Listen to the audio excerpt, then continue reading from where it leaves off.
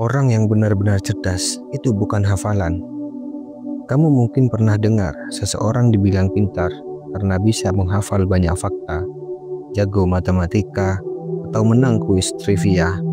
Dulu, kecerdasan sering diukur dari nilai ujian atau seberapa cepat seseorang bisa menjawab soal sulit.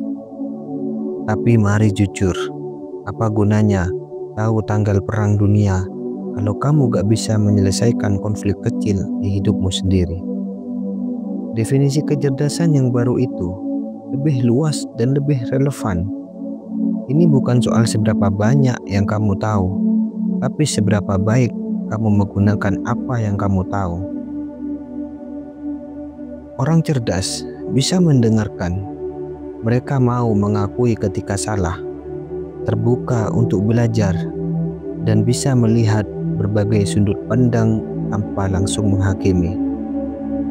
Jadi, kecerdasan bukan cuma soal isi otak, tapi cara kamu berpikir. Banyak orang terlihat pintar, tapi belum tentu benar-benar cerdas. Pernah enggak sih kamu ketemu orang yang langsung percaya apapun yang mereka baca di internet, atau yang kalau dibilang sesuatu sama orang pintar langsung nurut tanpa berpikir? Kamu gak mau jadi salah satu dari mereka kan? Ada satu kebiasaan penting dari orang cerdas. Mereka gak gampang percaya begitu saja.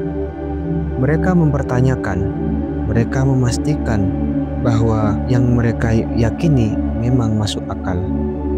Makanya, pertanyaan seperti kenapa ini bisa terjadi? Atau siapa yang diuntungkan dari pernyataan ini itu penting. Bahkan, kalau yang ngomong terlihat ahli sekalipun, orang cerdas tahu. Bahkan, ahli pun bisa salah. Bahkan, orang pintar bisa punya kepentingan pribadi. Jadi, mulai sekarang, kalau ada sesuatu yang terdengar terlalu bagus untuk jadi kenyataan, jangan buru-buru percaya. Pernah lihat seseorang yang kalau diajak debat langsung emosi?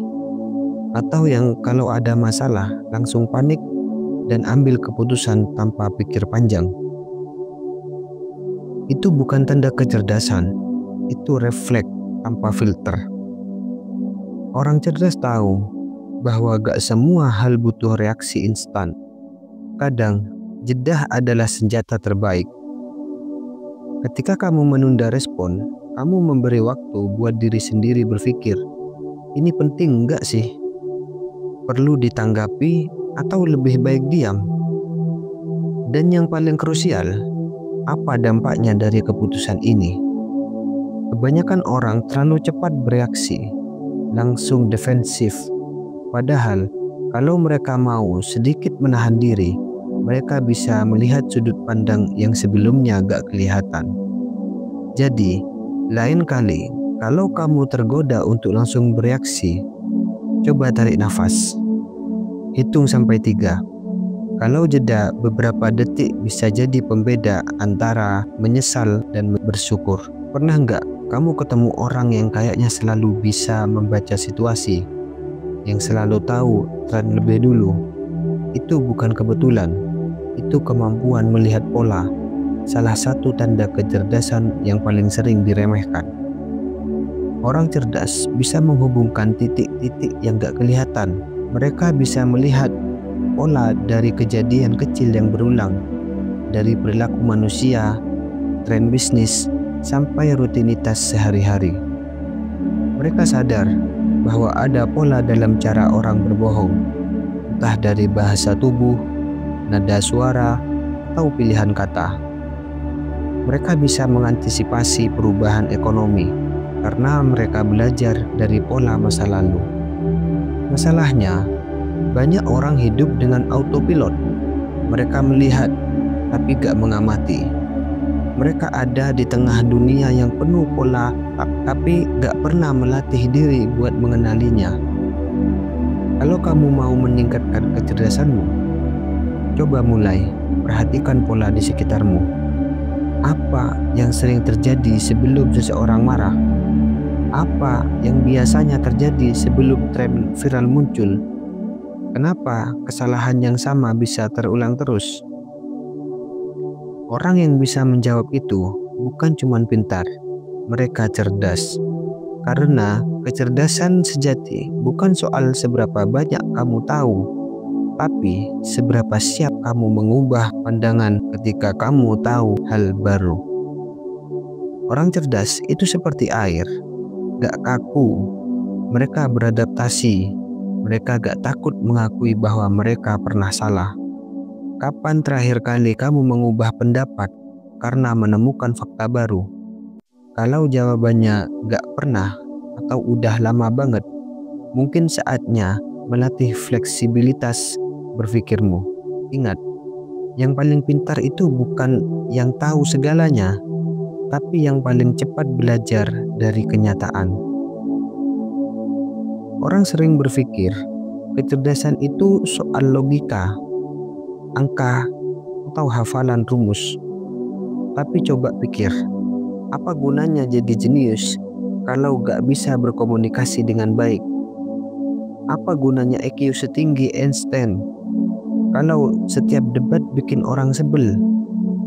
Disinilah kecerdasan emosional jadi senjata rahasia.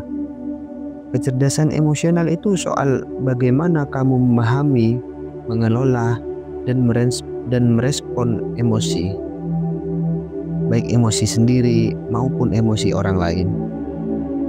Orang yang punya kecerdasan emosional tahu kapan harus bicara dan kapan lebih baik diam. Mereka bisa membaca suasana, memahami perasaan orang lain tanpa perlu dijelaskan panjang lebar. Dan yang paling penting, mereka gak gampang terpancing emosi. Misalnya, saat debat, kalau kamu cuma fokus menang tanpa peduli perasaan lawan bicara, kamu mungkin menang debat tapi kalah hubungan. Tapi kalau kamu pakai kecerdasan emosional, kamu akan lebih fokus pada cara menyampaikan pendapat dengan cara yang bisa diterima. Hasilnya, bukan cuma bikin orang mikir, tapi juga bikin mereka merasa dihargai. Kecerdasan emosional bukan cuma soal jadi sabar atau baik hati.